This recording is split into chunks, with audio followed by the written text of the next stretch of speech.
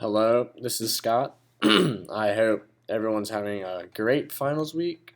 Um, Today I'm going to show you my uh, final project, which I did a encryption and decryption program with a few algorithms I studied and researched pretty in depth. Um, I programmed in Java because that's just the program that I was most familiar with coming in.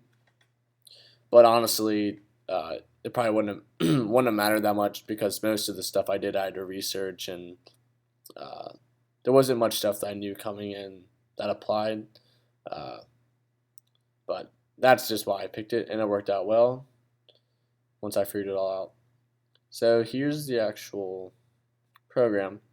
Um, Basically, I have three algorithms: the simple substitution, the Caesar shift, and the RSA or public private key encryption. Um, and basically, I made it so that it can encrypt and decrypt a message in any of these for any of these algorithms. Um, so the Caesar shift is the one, probably the simplest one there is out there, and I started with that one just to kind of get myself going, just to make sure the project was feasible. Um, because we'd already done that for homework, but I still wanted to figure out how to use the action listeners for the buttons. That took me a while, and like to get to be able to pull like letters from this box and like combine them, and so that worked out well. So then I was encouraged, um, and went on to the simple substitution, and the one that took me the most time by far, hours, was the RSA public-private key encryption because it's so complicated and obviously requires a lot of stuff. Um, so I mean, even just formatting this page took me a while because I wasn't really familiar with it. Um, so I'm not gonna go through all these. I'll show you that they work real quick. But I'm not gonna go too in depth because I want to focus on the public-private key one. So simple substitution I talked about in my presentation. Say you're saying, hey, uh, so this is going to be your new message, and this is your key. So let's copy this, put it in here, and copy this, put it in here, and then we're gonna, so let's say the second party receives both of these. The key needs to be transmitted securely, obviously, that's the whole point of it. And the message can be sent unsecurely. So this should go back to hey, and it does. So that's simple substitution. Caesar shift, pretty simple as well. It's going to shift 5 to the right, hopefully. Yeah, so we're going to copy this. Let's see if this is right. Now it's shifted 5 to the left. It should be the same thing. And there we go.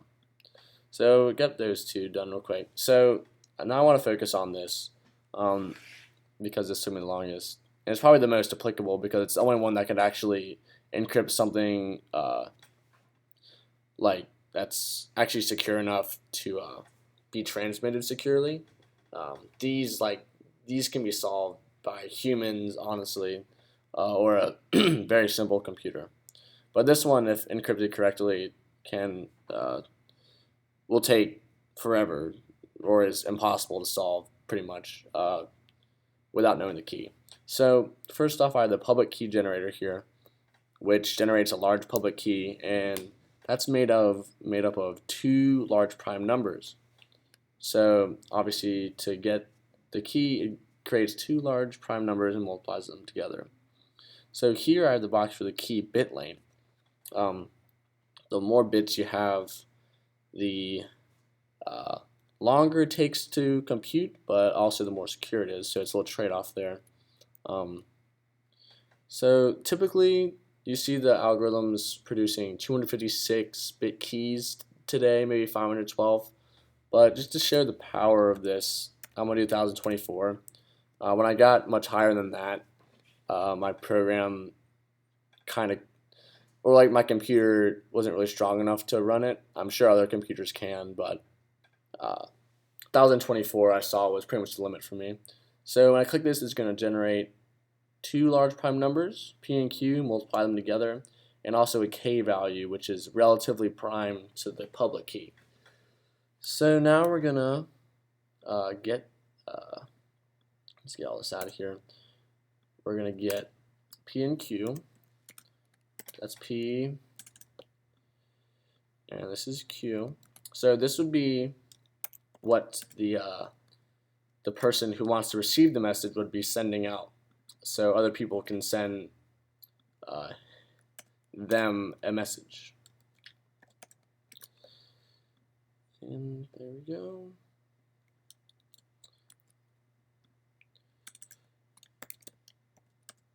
Alright, so now we got all that stuff. So the sender would send out, or the person who made their public key would send out their public key, this, and the K value. So if someone gets this public key and wants to send them a message, say, hello, smiley face. They're going to first want to put this K value in to this program. And the math behind this is pretty complicated. I kind of explained it during my presentation, but I don't really want to go over it again. It's kind of tedious. But putting these in should encrypt this message. So each of these little lengths here is going to be one letter. So you see how detailed it is, I guess. The message is 8 characters long. So we're going to copy this, and we're going to go and put that in the cipher numbers down here to be decrypted later. And then the message is 8 characters long. So now the person who sent out the public key in the first place is the only person that knows their own private key. And, well, they don't know it yet. They're going to find it by putting P in, which is the first large prime number. P and Q are, interchangeable, really. And then the K value. So the K value is actually part of the public key, but, whoops, why do that? But it also helps them find the private key. So you got all this stuff. This is going to find the private key. So this is a private key here. This is going to help them decrypt the message that they received.